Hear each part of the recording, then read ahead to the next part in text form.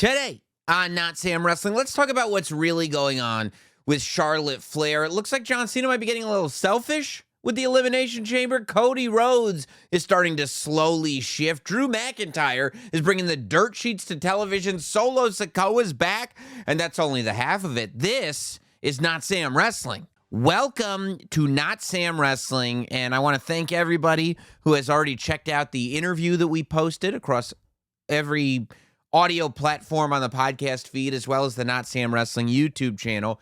That interview with Lyra Valkyria from the live Notsam Wrestling podcast in Indianapolis over Royal Rumble weekend. Of course, we will be doing another one. The announcement was made on that show. Notsam Wrestling Live is coming to Las Vegas, Nevada, Thursday, April 17th, 5 p.m. local time. So if you're going to Vegas for WrestleMania week, you've already got something going on Thursday night, it's not an issue. 5 p.m. local time, Las Vegas, Thursday, April 17th, the Thursday before WrestleMania 41, at the Comedy Cellar, Las Vegas. Tickets are now at Ticketmaster. The link you can get directly is at notsam.com on the top of the page. So be there if you want proof. If you want to see, oh, you keep saying how great these live shows are, go on over to the Notsam Wrestling YouTube channel and check out the Lyra Valkyria interview. Just a taste of what you can expect in Las Vegas. But I'll tell you who you can expect in Las Vegas. Maybe not at the Notsam Wrestling Live podcast. Maybe, who knows? We don't know who will be there yet. Maybe I'll put in a request for her because she will be at WrestleMania. I'm talking about Charlotte Flair. Charlotte Flair. Now, last week, this is it's fascinating. The controversy around Royal Rumble winners this year. Different, more so maybe, certainly different than probably ever before. We talked about Jey Uso and broke the whole thing with Jey Uso down last week. This week, it's only fair that we talk about Charlotte Flair. So, as you may or may not remember, leading up to the Royal Rumble, I was apprehensive about Charlotte Flair being my pick to win the Royal Rumble because, quite frankly, I'm not surprised by the reactions that she's getting. And partly because she plays a heel more often than she plays a good guy, but also just because you kind of get a pulse of what the sentiment is. And in this day and age of professional wrestling, of WWE, the appetite for the big star coming back and immediately going to the main event is not there the way it used to be, because the stars that are on TV week in and week out are looked at as big stars. We learned this lesson a year ago when The Rock showed up, took Cody Rhodes' main event at WrestleMania, and the fans revolted. They said, as big of a deal as it is to see The Rock again, we want the guy that we've been watching on television every week. And that's an interesting lesson, because for a long time in WWE, it was like, yeah, week in, week out, we've got these guys, but the big stars are the ones that come back once a year.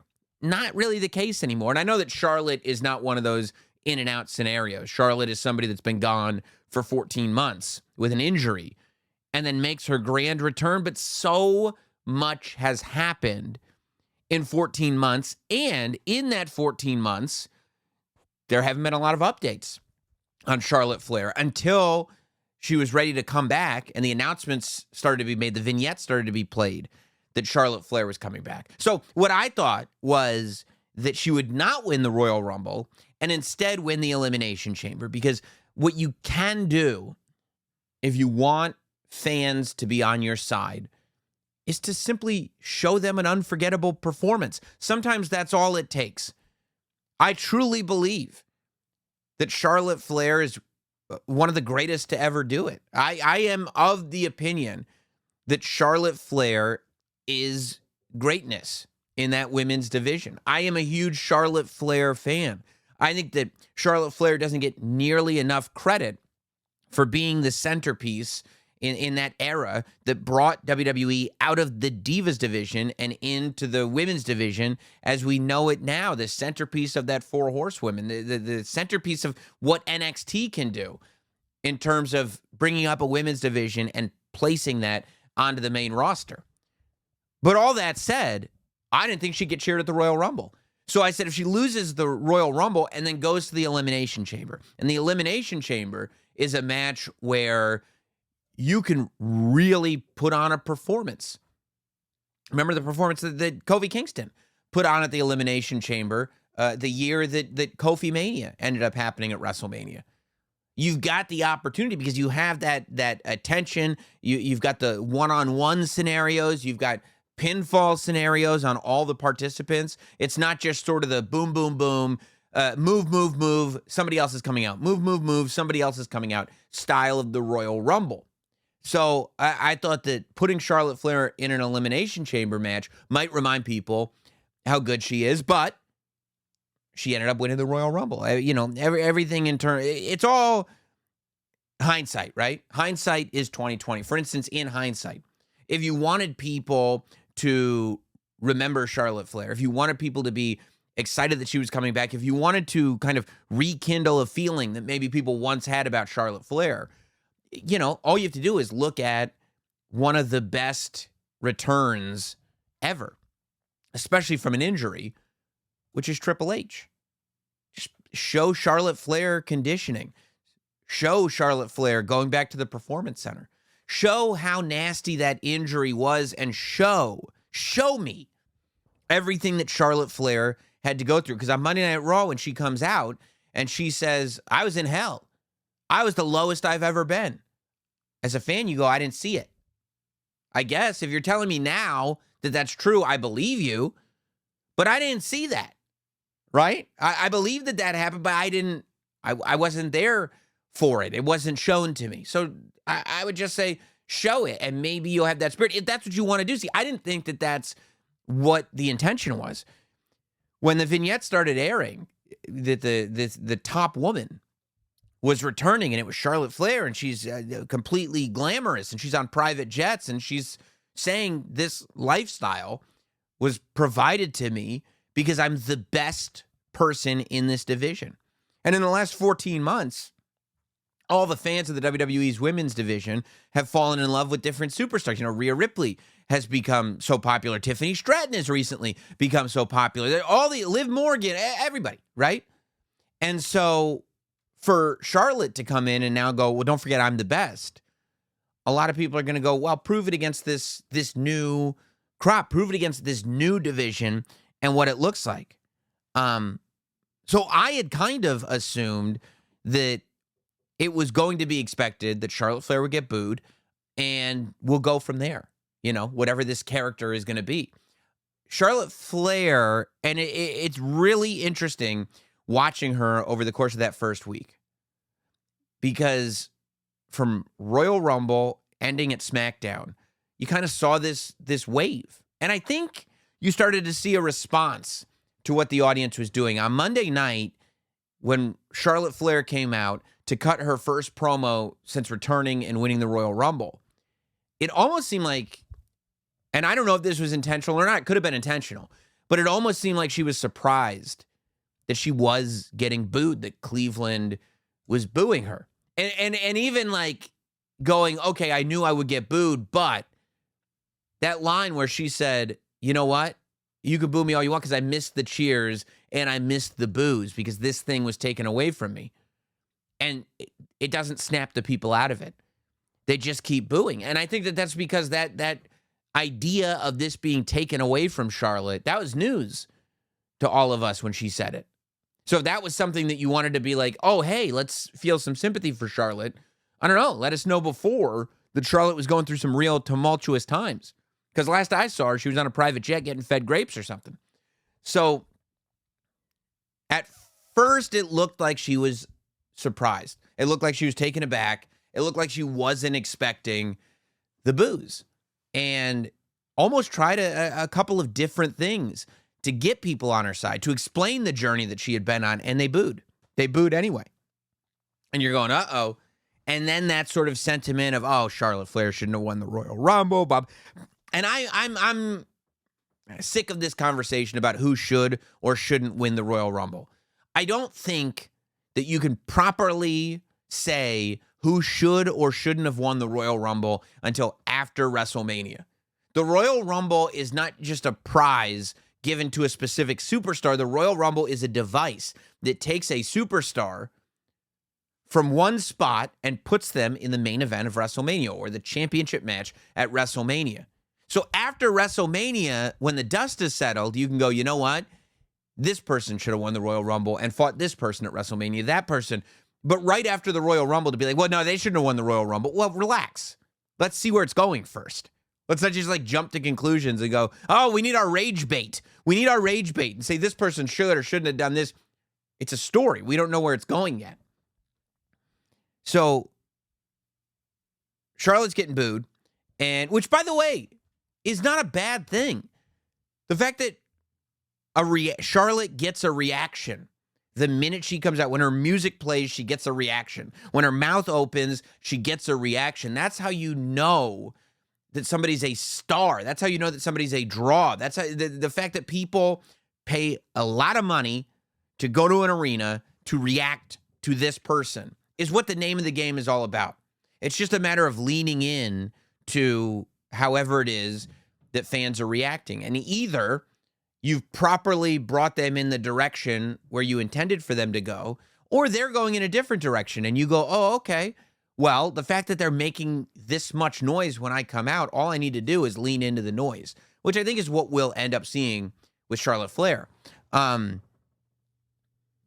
But so Charlotte is out there, right? And she's talking about she was broken. She's looking for sympathy, and it never came.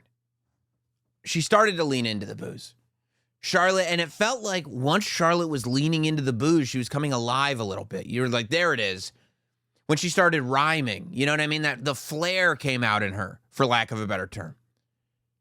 And it's like, oh, there she is. And then she gets interrupted by Rhea Ripley. And you hear that reaction for Rhea Ripley. And it reminds you of the fact that Rhea Ripley, in the last 14 months, has, beyond a shadow of a doubt, become the biggest star in the women's division. There was a crowning moment that happened at WrestleMania 40 when Rhea Ripley came out, and it was like, here you go. Here is your biggest star in this division.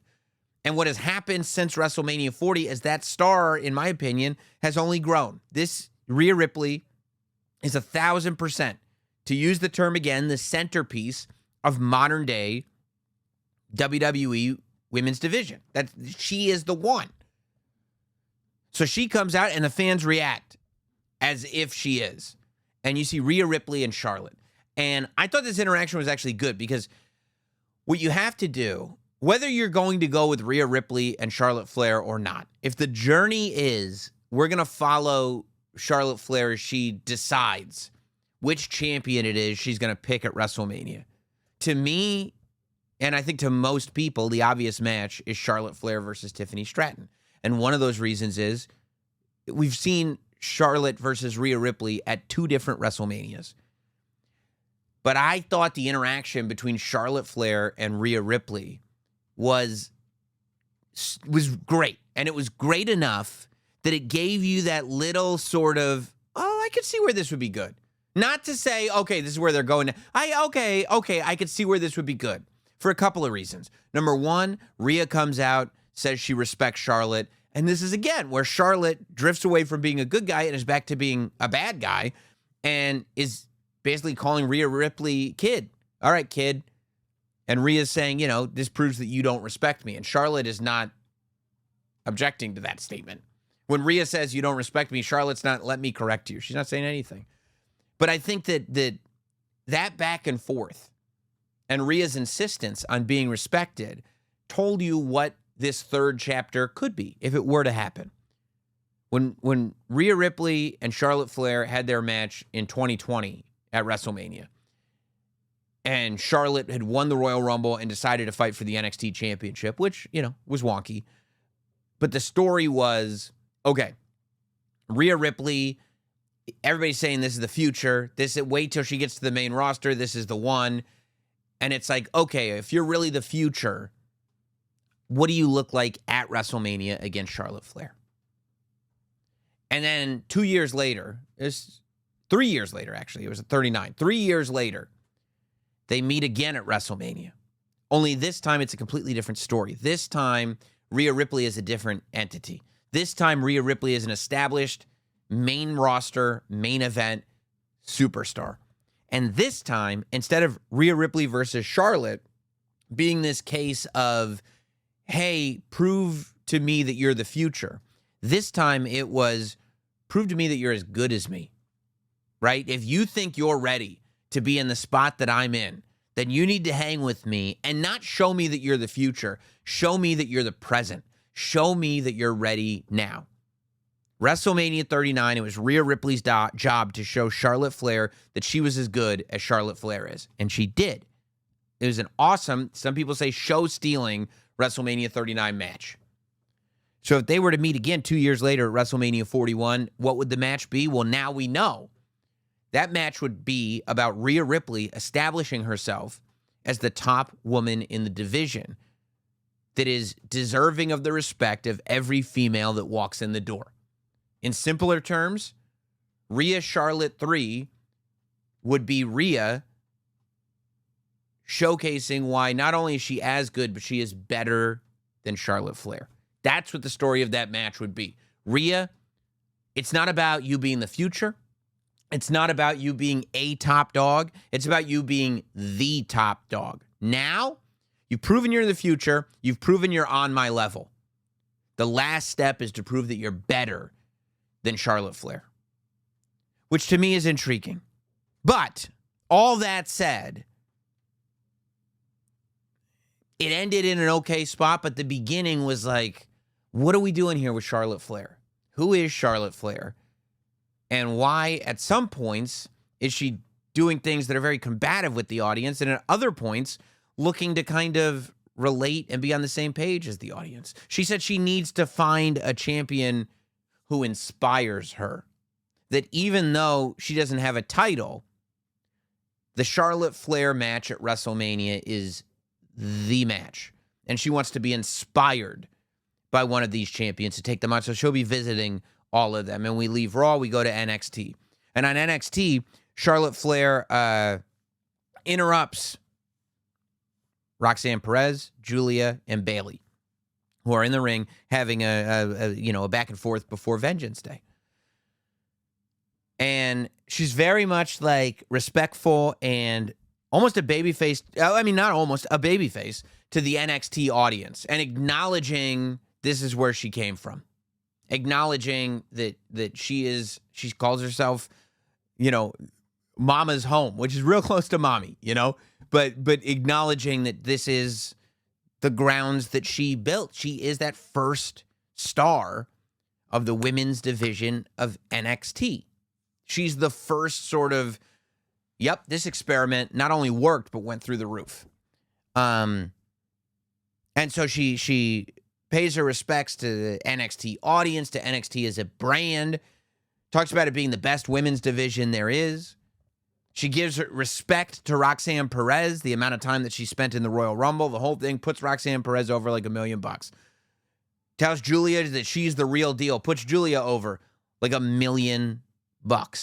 And even brings up the 4 horsewomen with Bayley. The only thing that she really says that's like sort of Charlotte-ish is when she talks about how great Julia is and then hits her with the, but I'm better. And part of me is like, more of that. Less of the, we know. It's almost like, don't worry about making sure that everybody knows that you have respect for NXT. It's a TV show. You can have respect for NXT in real life, but come and be disrespectful. Be the queen. Be the one who's in charge here.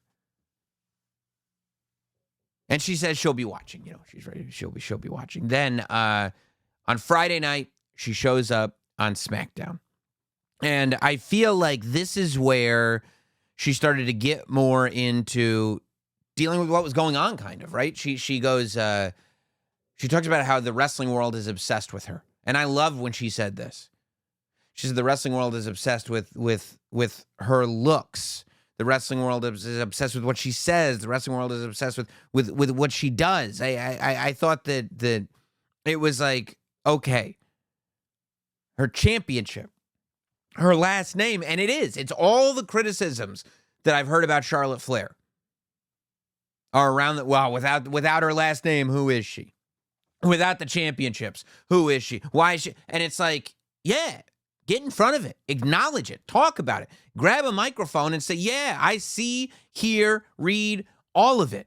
And it doesn't matter because I'm still the queen. I'm still Charlotte Flair. I'm still the best. I loved how it started because that's the direction that I kind of want to go in. And Tiffany Stratton comes out. And Tiffany Stratton, I felt really owned her moment. Tiffany Stratton is good. Tiffany Stratton is one who, like, when she gets into the deep end, she jumps right in and instantly feels like she belongs. And of course, you see this back and forth, and Charlotte says, you know, I said Rhea Ripley, I called her kid, but Tiffany, you're a child. You speak when I tell you to speak. Now she's going like, okay, because right, Rhea Ripley, she's wrestled her twice at WrestleMania.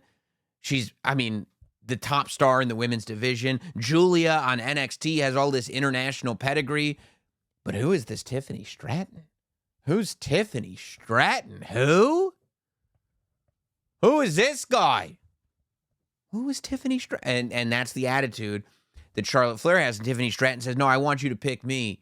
Because ever since I got here, people have called me Charlotte Jr. People have said I'm the next Charlotte Flair. I'm not the next Charlotte Flair. I'm the first Tiffany Stratton. And, you know, and that's kind of where we go, right? Tiffany wants Charlotte to pick her so people stop comparing her to Charlotte. And Charlotte is like, I don't even know who you are. But in reality, you kind of know that Charlotte is aware of the buzz that Tiffany Stratton is picking up. And I would think that that's where we'll go. But I think the bigger picture here is the question that really hasn't been answered since she returned at WrestleMania. Who is Charlotte Flair right now? You know, I mean, it's not, there will be a time when Charlotte Flair can be defined by her accomplishments. I truly believe that it far down the road in the future, Charlotte Flair could be like maybe the one woman who could have that retirement year-long tour the way John Cena is getting it now. I think that Charlotte's accomplishments and what she's done for women's wrestling is vastly underrated. And I think that she is that star. I think she is great. But today, I need to know today who Charlotte is and where she stands. What's her motivation? And what's her self-assessment, right? I mean, if I'm sitting there, what I expect from Charlotte Flair is to come in and own everything that she's done, everything that she is. Own it. And own the fact that people don't believe you. Own the fact that the fans are not giving you credit for it. Own the fact that there were a lot of people that didn't want you to win the Royal Rumble, and it doesn't matter. And you don't have to shout over anybody. You can come in and just know that you own the division. I felt like there was an adjustment as we got later and later in the week where it's like, okay, no matter what picture we paint, Charlotte is not going to get cheered by the majority of the people in these buildings. So what are we going to do here, you know? And I think Tiffany Stratton will. If it's going to be Tiffany and Charlotte, I can't imagine a building that you're going to go into where Tiffany doesn't get more cheers than Charlotte does. And by the way, that's okay.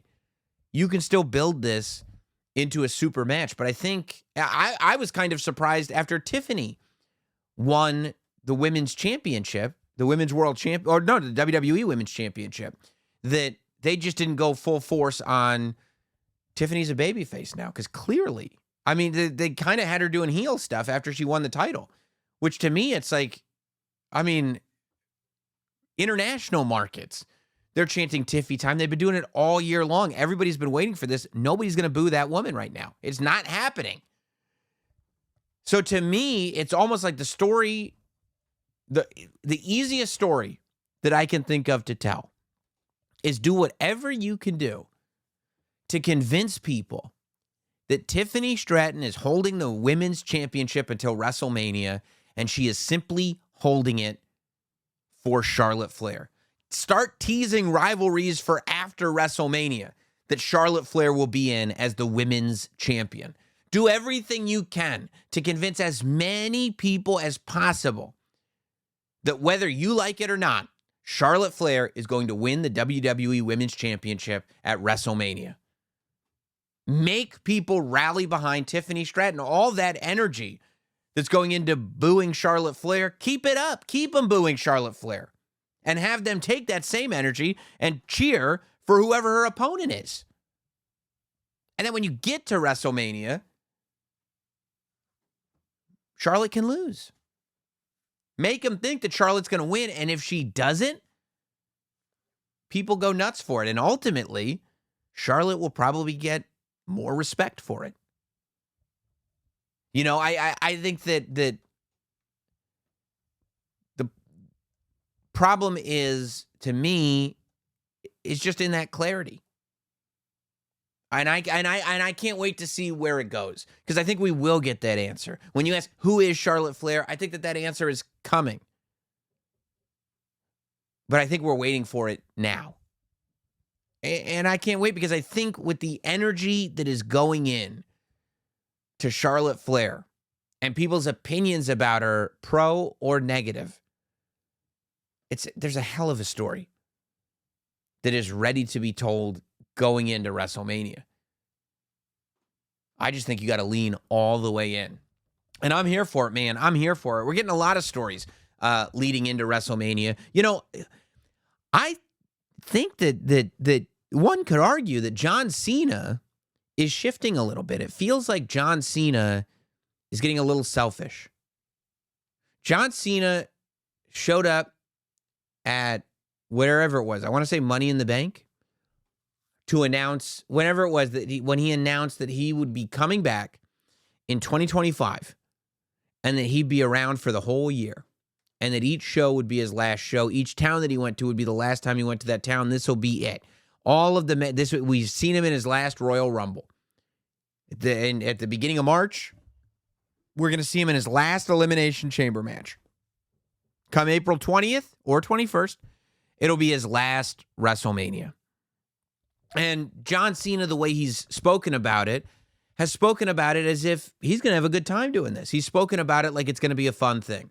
He's also been very forthcoming and stepping in front of the fact that he says that his win-loss record is not where it should be. And he says that he hasn't earned a championship match. That as much as he hears the whispers of people talking about becoming a 17-time champion, that match hasn't been earned. And then he says at the premiere of Raw on Netflix that he's going to start the road to earning that match by entering into the Royal Rumble. And he does. He's having a great time in the Royal Rumble, you know? He's reacting to what's going on with big John Cena facial expressions. It's all great. We're all having fun. And it comes down to the final two.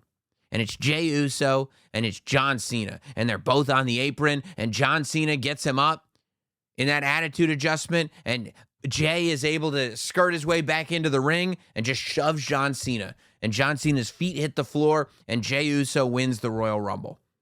And we talked a lot about Jey Uso winning the Royal Rumble. We just talked about Charlotte Flair. What we haven't talked about is John Cena's reaction to it. John Cena goes to the press conference after the Royal Rumble. And he's not smiling. He's not taking questions. He's no longer having the good time that he was having before. Now he's saying that he believes that because of everything that he's done in the WWE, he has earned the right to enter the Elimination Chamber. And that he fully intends on, without a qualifying match, entering into the Elimination Chamber match, winning that match, going to WrestleMania, main eventing, and winning his 17th championship at his last WrestleMania. He said those words. And that's as specific and direct as John Cena has been when he talks about this final run. And to me, it was like, okay, this character is now kind of forgetting this idea. And maybe it's because, look, the Royal Rumble match was the first time he laced the boots, or sneakers in this case, for his final run, and it was yet another John Cena loss. So maybe John Cena, as we know it, that character is kind of tired of it, right? If John Cena is going to be around for a year, John Cena doesn't want to just spend a year putting people over. No. John Cena wants to remind everybody and remind himself how good he is. Now, CM Punk was on Daniel Cormier's podcast, and that was on the Monday before he fought Sami Zayn. And he says that, that John Cena's already in the chamber match, and that he doesn't like that John Cena was able to get into that match without qualifying. And so now light is being shined on this thing, that where John Cena initially was kind of playing by the rules and having a good time, and yep, I'm going to get everything that I deserve. Now it's like, okay, I didn't see the Royal Rumble going that way. So instead, I'm going to use a little bit of my political power.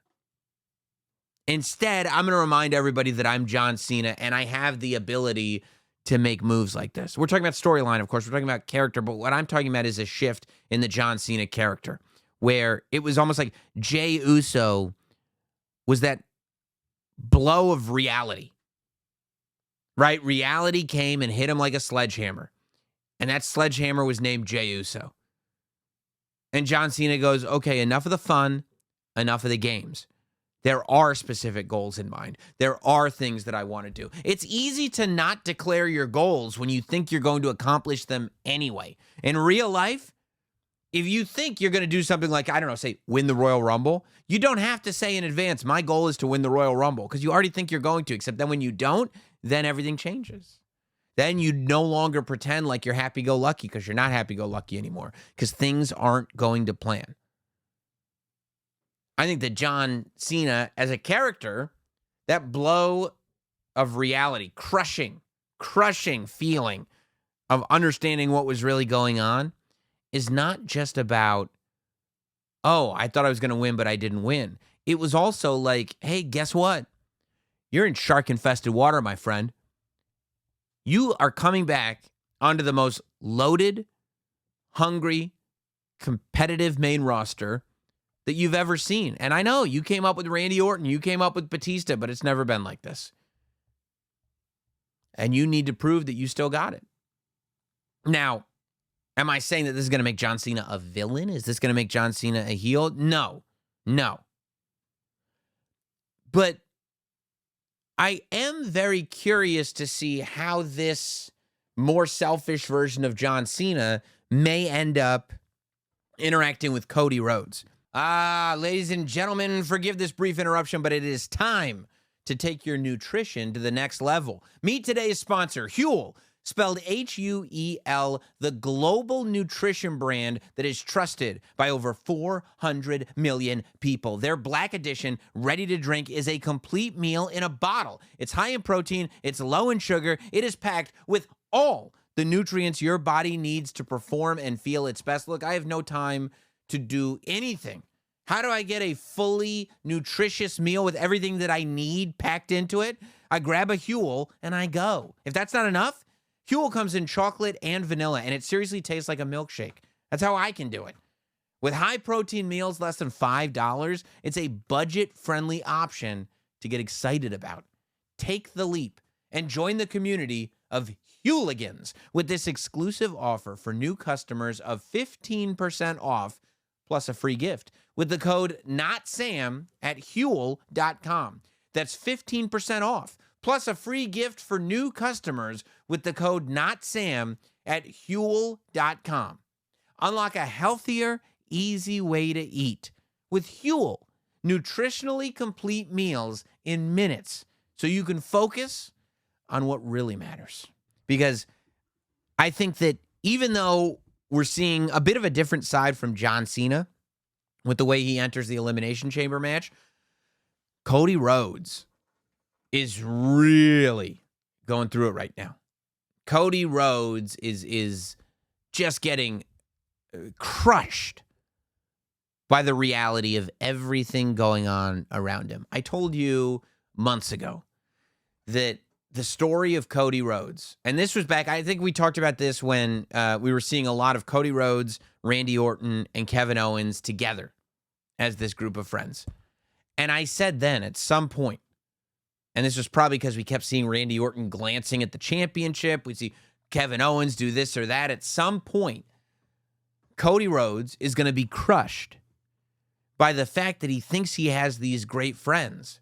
But the reality is that once you have the championship, you've traded your friends for the championship. You cannot have friends when you are the WWE champion, because ultimately those friends want the WWE championship. And we're seeing that when we saw Randy Orton staring at the title. We're seeing that when Kevin Owens, who we thought, right, his rivalry with Cody Rhodes was all about Cody teaming with Roman Reigns. That there was a disloyalty with the way Cody was hanging with Roman Reigns after everything Roman Reigns did to Kevin Owens, except on the Saturday night's main event before the Royal Rumble, Kevin Owens let the cat out of the bag. Kevin Owens said, "It shouldn't be you, it should be me." This is the beginning. That was such a key point to me. It shouldn't be you, it should be me. The reality of the situation is that Cody Rhodes is now entering a state. And CM Punk told him it happened to him too. When CM Punk was champion, the championship changed him. CM Punk ended up turning heel. Cody Rhodes has to realize that everybody that was in the ring with him at the end of WrestleMania 40, all of them were celebrating him, but all of them also want to be WWE champion. So if you enter into a paranoid state, which tends to happen when everybody's coming after you, if everybody that was in that ring celebrating Cody Rhodes was really wanting to become WWE champion themselves, then what were they really celebrating? Did they want Cody Rhodes to be champion? Were they celebrating Cody Rhodes because they all wanted Cody to finish the story? Or were they celebrating Cody Rhodes because they couldn't beat Roman Reigns, because Roman Reigns had this strategy? Roman Reigns had developed systems. Roman Reigns had created an environment where he simply could not be beaten. And it wasn't just because of him, it was because of the bloodline, it was because of everything that surrounded him. But Roman Reigns held that title hostage. Did Seth Rollins want Cody Rhodes to finish the story, or did Seth Rollins just want the title off Roman Reigns? Because Seth Rollins couldn't get the title from Roman Reigns, but he thought he could beat Cody Rhodes. Did Sami Zayn and Jey Uso, did they hold Cody Rhodes up? Did they help Cody Rhodes win because they wanted Cody to finish the story, or because they thought they could become champion if Cody was the champion, but not if Roman was the champion? LA Knight was in that ring. CM Punk was in that ring. Were they cheering for Cody Rhodes because they wanted him to win? Or were they cheering for Cody Rhodes because they thought they could beat Cody Rhodes? And if that's the reality that this character is dealing with right now, that is a tough, tough reality, okay? Cody's rivalry with Kevin Owens has forever changed that character. As much as we thought, oh, this is taking Kevin Owens to a darker place than he usually is, and we see that with the way he attacks Sami Zayn and where it's spinning off of it, Cody Rhodes is in the same boat. I saw it all over his face. When you're watching SmackDown, and Jey Uso, in the spirit of competition, is saying, I won the Royal Rumble, and as much as I want to fight Gunther, I don't know, maybe it would be great if you and I had a championship match. And there was a time where the Cody character would have said, absolutely, Jay. Remember, the first Kevin Owens-Cody Rhodes match was done because Cody Rhodes wanted to give his friend an opportunity at the championship. Now, did you see Cody's face when Jey Uso says maybe it should be you? Cody is thinking, you too, Jay? Everybody around me is turning on me. You too, Jay? You're talking about Jey Uso. You're talking about the Jey Uso that Cody Rhodes quite literally saved from the bloodline. You're talking about the Jey Uso that Cody Rhodes brought to Monday Night Raw for no reason except out of the kindness of his heart, that Cody Rhodes went to bat for when nobody trusted him. You're talking about the Jey Uso that Cody teamed with, and they became tag team champions together. You're talking about Jey Uso, who he and Cody Rhodes went to the press conference together and made yeet a wrestling term instead of just an internet slang. You're talking about that Cody Rhodes and that Jey Uso. After everything that Cody did for Jey, Jey's like, yeah. Maybe I'll take your title. Cody's not in a place where he can go, oh, that would be a great friendly competition. Cody's in a place where, oh, I can't trust anybody. All my friends want to take this away from me. And, I don't think that Cody Rhodes and Jey Uso are going to have their WrestleMania match. I think we're going to see Jey Uso versus Gunther at WrestleMania. It makes sense. But just the idea that Jey Uso is entertaining the idea of facing Cody Rhodes, I think is enough to prey upon those insecurities and to prey upon the natural paranoia that Cody Rhodes has. Beyond that, I go, okay, well, if Jey Uso isn't going to face Cody Rhodes, who is, I got to believe, based on what John Cena said at that press conference, there's a strong likelihood that John Cena is going to win the Elimination Chamber match. I think there is a strong likelihood that we are going in a direction of John Cena versus Cody Rhodes. Now, look, there's a million things that could happen, right? Maybe it will be Jey Uso versus Cody Rhodes. Maybe it'll be CM Punk versus Cody Rhodes. Maybe CM Punk wins the Elimination Chamber match. Maybe we go to Rollins and Reigns together. I mean, there's a million things you could do. But let's say, for the purpose of this argument, that John Cena ends up winning the Elimination Chamber match. Okay? And John Cena wins that match because he wants to be the 17-time world champion. And the only way he's going to get that is to beat Cody Rhodes. Now, already, as we said earlier, John Cena didn't even have to qualify for this Elimination Chamber match. And he got in, and he won the thing. So now Cody Rhodes is able, I don't know if he will, but he's able to look at him kind of crooked. Like, really? You just decide you're going to be in the chamber match, and now you get to main event WrestleMania with me? After everything Cody did. Remember what Cody had to do?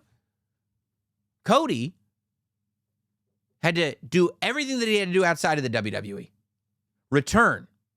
Fight Seth Rollins 3 times, the 3rd time with a torn pectoral inside Hell in a Cell. Just to get to WrestleMania, lose because Solo Sikoa interfered, then go for another year, fight Brock Lesnar 3 times, win the Royal Rumble again until he could finally get to WrestleMania, and by the way, almost have the match stolen by The Rock.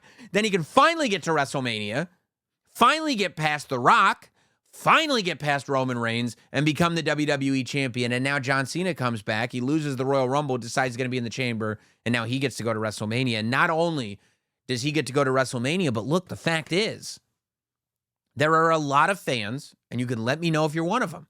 There are a lot of fans that want John Cena to be a 17-time WWE champion. There are a lot of fans that want John Cena to beat that Ric Flair record. Every time we talk about John Cena's WWE farewell tour, the idea of John Cena getting that record-breaking 17th championship is always something that we discuss. Wrestling fans love moments. They love history, and they especially love history at WrestleMania. So imagine this. Imagine if a stadium full of us fans go to Las Vegas and fill that place up and all show up hoping to see John Cena beat Cody Rhodes and win the 17th WWE Championship. Imagine if that were to happen. If that were to happen, then Cody Rhodes is left going, okay, my friends that I trusted, they wanted the WWE Championship more than they wanted a friendship with me. And now, I look around this stadium, and in only 365 days, in only 1 year, an entire stadium full of fans that were all at WrestleMania 40, there to support me. All of them at WrestleMania 40, there to say, we want you to be our guy. Now, only a year later, are cheering that John Cena beat me? What does that do to Cody Rhodes? If Cody realizes that after he couldn't trust his friends, that all of his fans wanted a moment so bad, his friends, they want the WWE Championship, even if it's at the expense of Cody. That's enough to deal with. But if he realizes that fans want John Cena to be a 17-time world champion, even at the expense of his reign, after everything he went through, for us, it may be too much for the American nightmare to deal with. I don't know. I'm fascinated by the story. And it's just something that was like, it had my wheels spinning. I'll just say that. And it makes me very, very excited. Also made me excited. So before we get to SmackDown, let's go back to Raw and the fact that, okay, so you have CM Punk. He beats Sami Zayn in the main event qualifier for the Elimination Chamber. I mean, what an era. Just the fact that we get CM Punk versus Sami Zayn to main event an episode of Monday Night Raw. We are spoiled as fans beyond belief. But then, and CM Punk, you're not on my level, Ska Boy, calling him Ska Boy, saying you're not on my level. CM Punk wins the match. He goes and he gives Sami Zayn his props without calling him Ska Boy. Makes it seem like, okay, of course you're on my level. We're good. But as Sami Zayn is leaving the ring, here comes Kevin Owens. Kevin Owens attacks Sami Zayn, package pile driver, out of nowhere. Sami Zayn is out, and Kevin Owens has done it again. I mean, this Sami Zayn, the relationships in this guy's life, he must be have abandonment issues like crazy. Everyone betrays this guy. Everyone. He ends up, he loves harder than anybody that I've seen love in the world of professional wrestling. But every time the flip side of that love coin shows itself, and every time there's hate. I mean, this Sami Zayn, Kevin Owens thing is a tale as old as time. Sami Zayn won the NXT championship the night that Kevin Owens debuted at NXT. And what did Kevin Owens do? He came out to hug his best friend of years and years and years, and then boom. Powerbomb on the apron of the ring, and immediately turns on Sami Zayn. 2 years ago, when Sami Zayn got out of the bloodline, Kevin Owens was there. It was Kevin Owens that Sami Zayn was saving when he turned on Roman Reigns. And when they got to WrestleMania 39, beautiful moment with the Pro Wrestling Gorilla on their gear. Sami Zayn and Kevin Owens won the tag team championship from the Usos in the main event of night 1 of WrestleMania 39. Incredible. But the story is never over. Sami Zayn is in this position, and I love this story. Sami Zayn is in this position where he's dropping haluva kicks by accident, quote unquote, on Cody Rhodes. Kevin Owens has made this deal with him where if I win the championship and you have my back, maybe I can have your back in the Royal Rumble. We can headline WrestleMania together for the WWE Championship. During the ladder match, Sami Zayn is out there at ringside with Kevin Owens, checking on Kevin Owens. When Kevin Owens gets hit with that Alabama slam headfirst through the ladder and ends up in a heap as Cody Rhodes stands over him with the WWE Championship, it's Sami Zayn that helps Kevin Owens out. And then, boom, 48 hours later, Sami Zayn eats a package pile driver. The move that's put multiple superstars on the shelf. Also, the idea that we have pile drivers at all, in any way, shape, or form, on television and on WWE, and that they're being used to say, like, not, okay, we can use pile drivers again, but the fact that we're seeing the devastating effects of the package pile driver lends credence to the fact that it was banned for as long as it was banned. I think that it's a good thing. Everything counts. But then Sami gets that package pile driver. He's gone. And Kevin Owens cuts one of his in-the-car promos where he talks about, it's the same thing, man. It's the same thing every time. Sami Zayn did not help Kevin Owens win that match. He did not help him at all. And then when he got to the Royal Rumble, he had Roman Reigns back. Kevin said, "Will you have my back?" He felt Sami didn't have his back. He felt Sami did have Roman Reigns back. And he took that personally. I'm hoping, and we may settle this score, I guess, at the Elimination Chamber pay-per-view. It's not Montreal, but it is Toronto. At least it's Canadian. I'm hoping we're getting a Kevin Owens, Sami Zayn grudge match at WrestleMania. No titles, just the two of them. I don't know if you want to reinvoke some kind of ladder wars situation or you just want to do Sami Zayn versus Kevin Owens. Because I just love, you go back to, was it WrestleMania 32? Was it I don't think so. It was one of the no, it was WrestleMania 31? No. One of the multi-person ladder matches. So WrestleMania 31, that was WrestleMania Push Play. Daniel Bryan won the Intercontinental Championship. WrestleMania 32 in Dallas was the one that Zack Ryder won. It might have been the Zack Ryder one. That Sami Zayn and Kevin Owens were both in that match. If it's not, correct me. But just seeing the two of them interacting with ladders at a WrestleMania, mind-blowing. 39, they're teaming. Mind-blowing. 41, the idea of Kevin Owens versus Sami Zayn. I mean, title or no title. That's one of those forever grudge matches. I love the idea. But what I don't know is, where's Drew McIntyre going to land? We got the scoop. We got the news this week that Drew McIntyre is officially a SmackDown superstar. That trade window is starting to show results. Drew McIntyre is on SmackDown, and while he's not done with the bloodline, he had plenty to say to Jimmy Uso. It doesn't seem like the storyline of Drew specifically being a bloodline hunter is the full-time sort of, full picture of what this Drew McIntyre character is. I don't know if he's going to be mad at Damian Priest for eliminating him from the Royal Rumble. I don't know if he's going to continue to be mad at LA Knight. Of course, we all read when we talked about it. I told you. These dirt sheets, it was the exact same report as when CM Punk returned at Survivor Series. They all said Drew McIntyre was mad. They all said it was real. They all said, LA Knight was acting in a way. He was just trying to get all this stuff in, and it all came up.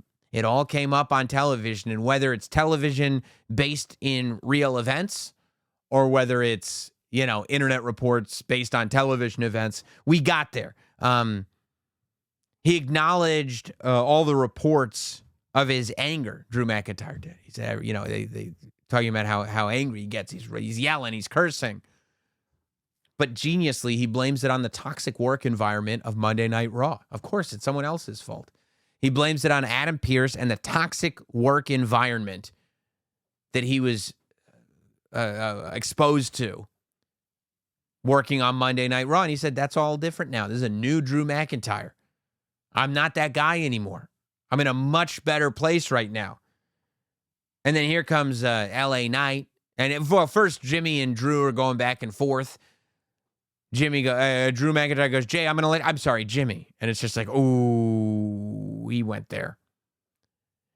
And then, they're saying, he's like, there are things that would have bothered me before, but now I'm on SmackDown, blah, blah, blah. So LA Knight comes out, and LA Knight is talking about what he's going to do to Jimmy and Drew and blah, blah, blah.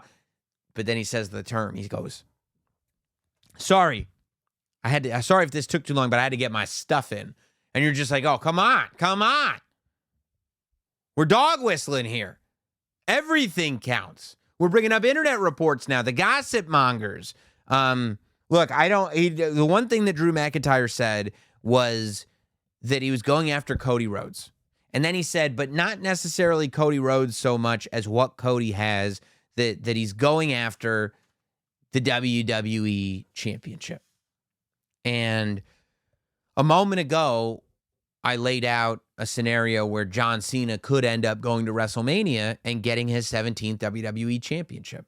And I'm sure Drew McIntyre will have a story going into WrestleMania, whether it's with LA Knight or Damien. I don't know. But wasn't that long ago on this podcast, probably end of last year, when I put out there that I thought that a Drew McIntyre-John Cena rivalry would be absolute money. The idea that everybody is celebrating John Cena in his last year. Everybody's appreciative that is around. Everybody. Who's the one guy that would not be impressed? Who's the one guy who would not, have a reverence for John Cena? Drew McIntyre. I love the idea of if John Cena were to win the WWE Championship, be it at WrestleMania or later, I don't want Drew McIntyre to go after Cody Rhodes for the WWE Championship. I want Drew McIntyre to go after John Cena for the WWE Championship. Because we're going to get some magic with everybody. If Cody Rhodes and John Cena end up getting together, magic. In that Elimination Chamber, when CM Punk and John Cena are putting hands on each other, magic. But the idea of a real rivalry between Drew McIntyre and John Cena? Can you imagine what he's going to be tweeting? What this Drew McIntyre is going to be tweeting? It's going to be murderous. It's going to be fantastic. I can't wait to see it all play out. At the end of SmackDown, we got the return of Solo Sikoa. Solo Sikoa is back. If I were him, I would have returned at the Rumble. I don't know who waits until 6 days after the Royal Rumble to return. If he had returned at the Rumble, who knows? He might have gotten to go to WrestleMania. I know you got a 1 in 30 shot, but you have better odds of going to WrestleMania if you return at the Rumble than if you return 5 days after the Rumble, but regardless. The main event of SmackDown was Jey Uso and Cody Rhodes versus Tama Tonga. Yeah. And Jacob Fatu. You know what I'm saying. Fatu! So, we get there. Great match. Going back and forth. Looks like Jacob Fatu is going to lay out Cody Rhodes. Here's Jey Uso to save Cody Rhodes. We get a crossroads. 1, 2, 3. Cody Rhodes pins Tama Tonga. Cody and Jey Uso win. Cody is in the ring by himself. That so familiar hooded figure comes and attacks Cody Rhodes. And who is it? But Solo Sikoa. Solo Sikoa back on SmackDown. And once again, going after Cody Rhodes. We know that, I believe it's next week, we're going to get a triple threat match between Jacob, Braun Strowman, and Damian Priest, which is going to be a qualifier for the Elimination Chamber match. Of course, when you just see that on paper, my initial thing is like, oh yeah, Jacob Fatu will win. But the more I thought about it, the more I thought maybe not. Braun Strowman eliminated Jacob Fatu from the Royal Rumble. Jacob Fatu destroyed Braun Strowman at Saturday Night's main event. Are you going from destroy Braun Strowman at Saturday Night's main event, then Braun eliminates you, now you're just going to do a triple threat and have Jacob win? I don't think so, man. I think Damian Priest wins that triple threat match. I think Damian Priest is the one that's going to go to the Elimination Chamber. I think you're going to have, who do you have right now? You got Drew McIntyre, CM Punk, John Cena. Oh my God. Drew, Punk, Cena. On Raw, you're doing Rollins versus Balor. I think it'll be Rollins. You're doing Logan Paul versus Ray. I think it'll be Logan Paul. And then I think it'll be Damian Priest. I think your Elimination Chamber is going to be Punk, Cena, Drew, Rollins, Logan Paul, and Damian Priest. I think that's going to be your 6-man chamber match. And that's a hell of a chamber match. Now, it's possible that we go to another Braun Strowman, Jacob Fatu match at the Elimination Chamber just to blow it off. There were some people going, are we really going to do Solo Sikoa versus Cody Rhodes again? I think that the attack on Cody Rhodes was short term. I think maybe you do Jacob Fatu and Solo Sikoa versus Braun Strowman and Cody Rhodes. I think that this is all just a device. I think it's all just a vehicle. Because the same way I want Kevin Owens and Sami Zayn at WrestleMania, The reason that I don't want Jacob Fatu in the Elimination Chamber match is because I want, and the timing the way it's being paced out, the fact that Solo Sikoa comes back, right? And he's still acting in the same thing that, for the same cause that Jacob Fatu would have. Solo Sikoa did walk out, but he didn't say anything bad about Jacob or Tama. Since Solo's been gone, Jacob has taken matters into his own hand, but he hasn't said anything bad about Solo. So we haven't gotten there yet. What we did see on SmackDown was Jacob Fatu say to Jay, we need the WWE Championship back in this family's hand. And if one of us is going to do it, it sure as hell ain't going to be you. For a second, I thought we were going to be like, oh, because we saw Jacob congratulate Jay after the Rumble. And so for a second, I thought, maybe we don't know Jacob as well as we think that we do. Maybe as much as he's an unpredictable monster, he also values family above all. And he will kick Jay's ass if he has to, but he also supports Jay winning. No. He doesn't believe in Jay Uso whatsoever.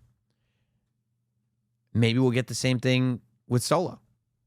Maybe Solo will get one more shot at Cody, and when he doesn't get it, Jacob Fatu will lose faith. Maybe we'll do the tag match, and when Solo eats the pin, Jacob will lose faith.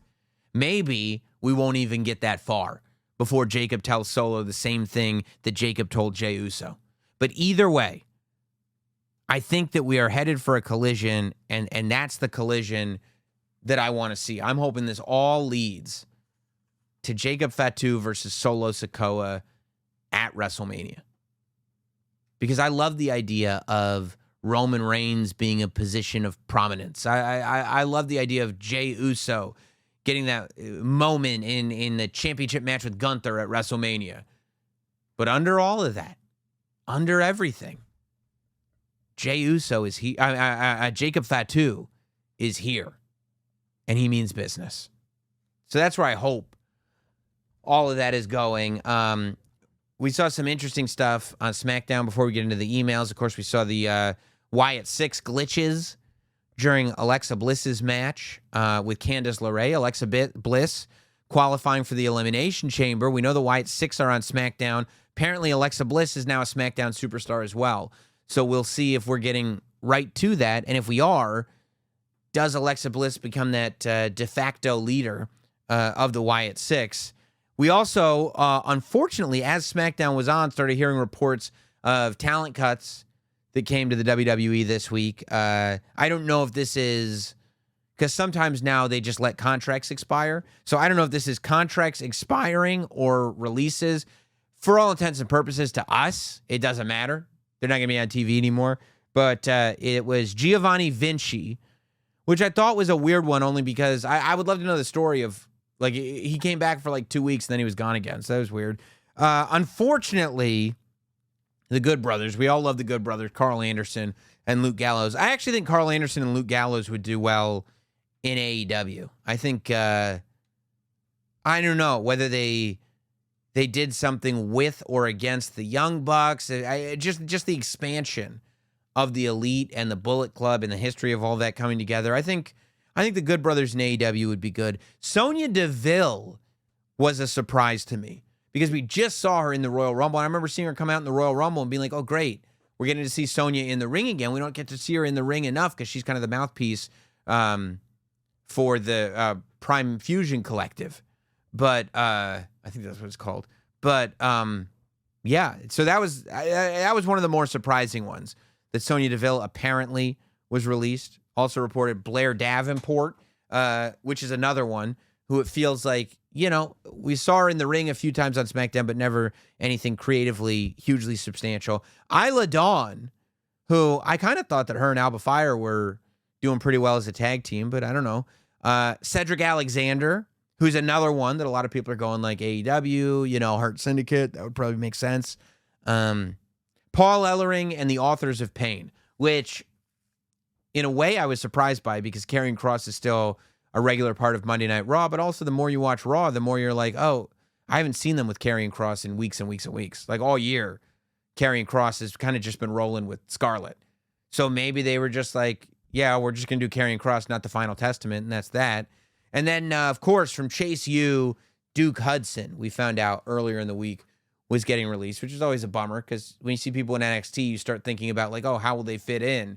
And it's always a bummer when they don't make it. But, yeah, luckily there's a lot of places for wrestlers to land on their feet. And who knows? Some of those guys, I mean, who knows? Maybe the Good Brothers end up in TNA and then end up right back on NXT and WWE television. So we'll see. You want to send emails in. My email address is notsamwrestling@gmail.com. Notsamwrestling@gmail.com. By the way, I have gotten questions. As you know, I talked about at the beginning of the show. The next Not Sam Wrestling live show is Thursday, April 17th, 5 p.m. local time at the Comedy Cellar in Las Vegas. So if you're going to be in Vegas for WrestleMania weekend, get there by 5 p.m. on the Thursday before so you can get to the live Not Sam Wrestling show at the Comedy Cellar in Las Vegas. Tickets are on Ticketmaster. The link is at notsam.com at the very top of the page. People have been asking about age restrictions. You got to just read what they say. I have no control over it. It's all venue stuff. If it were up to me, I don't care. You know, we'll set up a daycare. I'm going to charge you for tickets for the 3-year-olds, but I don't care. You know, there's nothing. We're doing a wrestling show. You know, it's not like it's. But a lot of the clubs that we go to, because of whatever, I don't know what their deal is. If it's the liquor license, if it's, you know, the way they're set up as a business, they have strict rules about how old people have to be before they can get in. So check the rules of the venue. That's not anything that I have control over. If you're asking about age limits, let's go to Hard Pass. Sam, thanks for letting me feel superior to everyone I talked to at and after the Rumble by not being shocked about the Jey Uso win. Look, hey, how about this? There were all the gossip mongers were spreading this rumor that WWE is going to do a pay-per-view for John Cena in December. That was literally on my John Cena bingo card months ago. I'm telling you guys, just listen to this podcast, regurgitate my opinions, and people will think you're a genius. Last week, you mentioned the crowd has never given up on Jey throughout all his losses. I'm absolutely not suggesting this, but I'm interested. Do you think the universe as a whole would continue to believe in him if he loses at Mania? Awesome hanging at Indy. The live show was great. I especially loved hearing your true thoughts on Roman being overrated. I didn't say Roman was overrated. I'll put out every piece of videotape from that live show. It was a lot of pro-Roman talk. If he were to lose at WrestleMania, I think if he were to lose at WrestleMania, it would require a full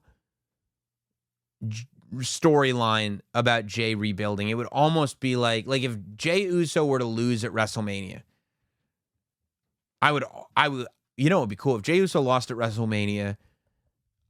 I would want to see Jacob come to Jey to help him.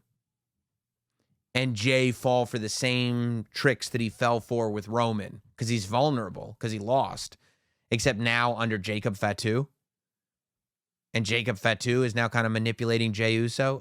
That's probably where I would have to go because it would be tough to just be like, okay, I've lost to Gunther 3 times, one of them at WrestleMania after winning the Royal Rumble. You were right. I shouldn't have won. That would be tough. But that's a good question. Doug writes in, once to the sky for my OPTC. 2! I'd like to talk about the favor, but first we need to look at some facts. I love when people present this like they're Matlock, like they're a television lawyer. Was Matlock a lawyer or a detective? I never watched Matlock. Paul Heyman has a history of betraying his guy when he switches to managing someone new, and specifically betrayed Punk back in the day. Did the same thing to Brock Lesnar with the Big Show. But today, they consider each other friends. Let's not forget Roman's video return package where Paul was cringing every time he said, yes, my tribal chief. I believe Paul will use his silver tongue to convince Aldis that Punk deserves a title shot by pointing out all his recent accomplishments since returning, and more importantly, does the same with Cody giving Punk a title shot at the Elimination Chamber. Punk wins and defends at WrestleMania against who? All I can say is it won't be Roman, which then sparks a major feud with Punk because he felt he deserved his title back, and Punk's in the Elimination Chamber match. I mean, and by the way, this was written a week after I mean, he's in the Elimination Chamber match. It kind of blows your entire theory up. Yeah. So, yeah, none of this makes any sense. CM Punk is in the Elimination Chamber match. So, you know. And also, like, the idea that the favor to Paul Heyman is that Paul Heyman is going to convince Nick Aldis of something. Like, talk to him yourself. You're CM Punk. You're the most valuable asset in wrestling. And because Paul is just good with words, that would drive me crazy. If the favor really is, will you just have a way with words? Can you talk to Nick Aldis for me? You went into War Games for that? You couldn't send Nick Aldis an email yourself? You had a team with the Bloodline in War Games because you were too shy to talk to the boss on your own? You're CM Punk. You couldn't get a title shot? Makes no sense. Appreciate the email. Ryan, one's up, yes. Did you notice at the Rumble that the on-screen text said the winner of the Women's Rumble match would main event at WrestleMania, while the men it said the winner would get a title shot at WrestleMania? Everything counts, right? Also, next time you see me, you better give me a pounder. Thank you, Ryan. You do have to give pounders. Otherwise, that's a hostility. I don't know. Yeah. Yes, everything counts, of course. But also, the commentary was saying Jey Uso is going to main event. Jey Uso's got T-shirts that say WrestleMania main event Jey Uso. So, you know, I mean, if everything counts, right? You could believe what you're going to believe. I don't think, if you're asking me right now, I don't think Jey Uso or Charlotte will be in the last night of either night 1 or night 2 of WrestleMania this year. Could be wrong. Could absolutely be wrong. But I don't think so. Brian writes in, Sam, great show. Yeah. I am in the camp that if these two are the WrestleMania match, Tiffany should not win because it doesn't make sense yet. Triple H knows how to slow cook, and he should do the same with Tiffany as he did with Rhea and Charlotte, and also Cody and Roman. Charlotte will put her over, but not now. It's too soon. Your thoughts? I mean, it's all in the story. I think that we have to really narrow down who and what Charlotte Flair is, embrace all the boos, and then if the best way to go with that is to have Charlotte beat Tiffany Stratton and become the champion, then go with that and make her that super heel. I'm fine with it. But you can't hit me with the wins and losses without the story, if that makes sense. Chris writes in, I love you, Sammy Brand Muffins. 5-2! My question today is, do you believe that the WWE sometimes misses out on moments, and do you think that takes away from when they do pay stuff off? I'd say the only one they truly missed was Drew at Clash at the Castle, but eventually, even then, the story that they continued to tell with Roman was awesome. No, I mean, I think that you can't pay off every moment. Have they missed potential moments? Yes, but a lot of times they're missing on purpose because they prefer a different moment. Now, if we want to have a discussion as to whether or not that was the right thing to do or not, that's a different discussion. I don't think that they missed the Drew McIntyre moment because they didn't see it. I think that they chose to miss the Drew McIntyre moment because they wanted a bigger moment with Roman Reigns down the road. You know, and that's the story of Roman Reigns' 3.5-year title reign. It's the exact same thing as saying they missed the moment with Sami Zayn. Yes, but they chose to miss that moment. It's the exact same thing as saying they missed the moment with Cody Rhodes at WrestleMania 39. Yes, but they chose to miss that moment because they wanted to make the moment bigger and bigger and bigger. So, yes, there have been moments missed. And sometimes moments will be missed by mistake, like, oof, we didn't see that one. But the idea that they're doing Clash at the Castle and Drew is being kind of billed as the hometown hero here to conquer this beast, like they knew that was a potential moment. They decided not to go with that. Aaron writes in, first of all, I acknowledge you as the undisputed podcast tribal chief. There really is no dispute. 5-2! Here's my Elimination Chamber card prediction. And then the email ends. Perfect. Great email. Mike writes in, all the best to you and yours, my podcast tribal chief. Great interview with Lyra Valkyria. She's becoming a favorite. And I think you will become a much bigger fan after seeing the interview if you haven't already. I'd love to see some strong defenses against Zoe, Shayna, and I could see a returning Becky. challenge her for Mania to build the title. Whether she wins or loses, what do you think? I'm not against that. I kind of like the idea of, and maybe even Becky getting a run as Intercontinental Champion. That's not the worst thing in the world. I'm not against it. Okay, this is literally a page long. So that's, you have my curiosity. Let's see if you can keep my attention. Hi, Sam Roberts. I hope you're well. Lifelong fan writing from Belfast, Northern Ireland. Okay, if you're writing from Belfast, I want to at least give you the time of day. And I have something I think you're really going to like. As a matter of fact, I think you're going to think it's pretty cool. I added the pretty cool part. We're in this era of long-term storytelling, and everything really does count. I've been watching the product for years now. Good. I hope you're speculating wildly as well. And I think this WrestleMania will be defined by legacy in several ways. Okay. I'm going to give you my predictions, followed by as tight an explanation as possible. Okay. Cody versus Randy. Okay, that's different. KO versus Sami. CM Punk versus Cena. That's interesting. Roman versus Seth. Intrigued? I hope so. Please indulge me. I'm all right. I'm going to indulge you. And you've double spaced, so maybe it's not as long as I think it is. KO versus Sami. Yeah. Well, the die has been cast now following Raw. We could deep dive, but their history speaks for itself. Yeah, you and I are on the same page with that one. I think we build towards the chamber match of Drew, Logan, Roman, Punk, Cena, and Seth. Well, it's not going to be Roman. I think it's Drew, Logan, Priest, Punk, Cena, Seth. You're also not factoring in the SmackDown triple threat that's going to happen. Seeds have been sown for Drew and Priest rivalry. I think that, but that's so we got Punk eliminates Paul, revenge for the Rumble. Seth eliminates Punk. Roman eliminates Seth. Yeah. I'm not going with this because Roman's not going to be in the chamber. But in my opinion, I mean, I guess he could be, but he's not in any of the qualifying matches, so I don't see it happening. I could see Roman interfering in the chamber match and costing Seth. It gets to the same place. Cena eliminates Roman. Cena starts first in the chamber, goes the distance. Enter Orton. Okay, so Orton interferes.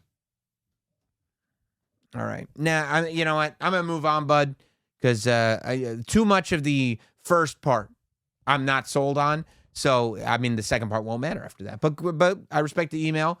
Hope everything's going well in Belfast. Let's see. Ollie writes in, Sam, I've been thinking about who the contact Dominic gave Chad Gable to help him get better with luchadors. I have two ideas. Both might be far-fetched, but I haven't seen many good theories yet. I haven't either. My first thought was possibly Bad Bunny. While this would turn him heel, he has said he wants to return and even put his life at risk. So a heel turn could be possible. I don't think he's going to turn heel. People love Bad Bunny. My other idea was, I like that one. My other idea was Vicky Guerrero. You know what? I'm a Vicky Guerrero fan. Vicky Guerrero is not a bad idea, dude. Vicky Guerrero is better than Bad Bunny. What's up, Notsam Wrestling? I acknowledge you, my tribal chief. Two. What if, just what if, the way they boost Charlotte's main event WrestleMania chances by choosing the TNA Women's Championship? Charlotte claims she'll be going to each show. No, they're not doing a TNA. This is like people that are like, oh, what if like John Cena beats Joe Hendry for his 17th championship? Come on, guys. Come on. Charlotte's not going for the TNA championship at WrestleMania. It's fun. It's fun that there's a partnership, but like, you know. Tim writes in, Sam, hope all, and by the way, I love TNA. I love the partnership. Not being disrespectful to TNA at all. I think that it's good for everybody, but it is giant marquee WrestleMania matches, and the TNA partnership hasn't even been established like that. Hope all is well with you and your family. I think we will see TNA represented at Stand and Deliver. I think that's where we should be focused. The idea that you could get TNA representation with the NXT women's division. I think that is far more likely and would actually be awesome. Got a possible booking option for the Chamber and Mania, and I'll try to make it quick. Chamber comes down to Seth and Punk. Seth wins.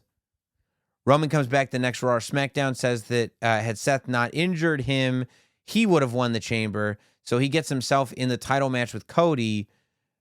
Punk then comes out either that night or next week or whenever and cashes in his favor to Paul. Now we have a fatal 4-way for the WWE Championship Night 2 main event.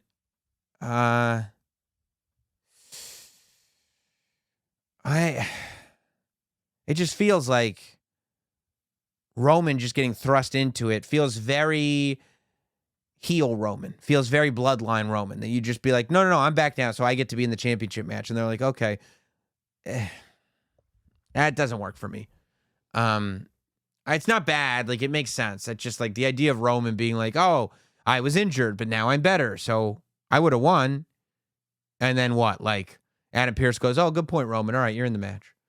Or no, that would have to be Nick Aldis. Oh, yeah, good point, Roman. You're in. Todd writes in. First and foremost, I acknowledge you as my podcast tribal chief. I appreciate that. Second, as hot as Jey Uso is right now, is there a concern about him losing a lot of that momentum when he becomes champion?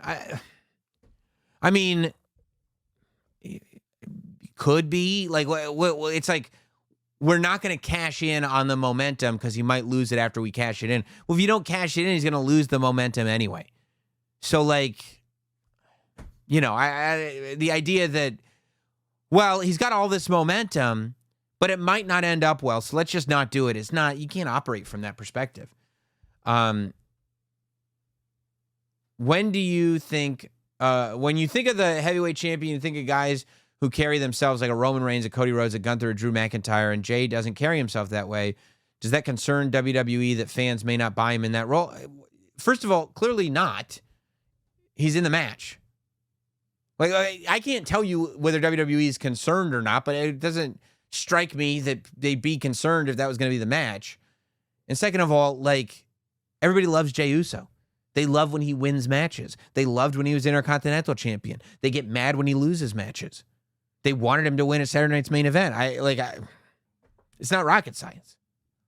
Last email from Kevin.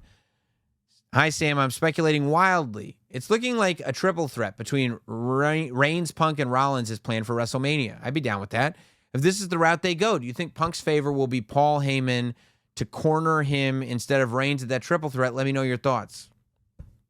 It's not a bad suggestion. My thought was that Punk getting put into that match would be the favor because clearly Roman Reigns main events WrestleMania, and Punk being put into that triple threat match puts him into a main event of WrestleMania. But the idea that the favor is that Paul Heyman's in my corner,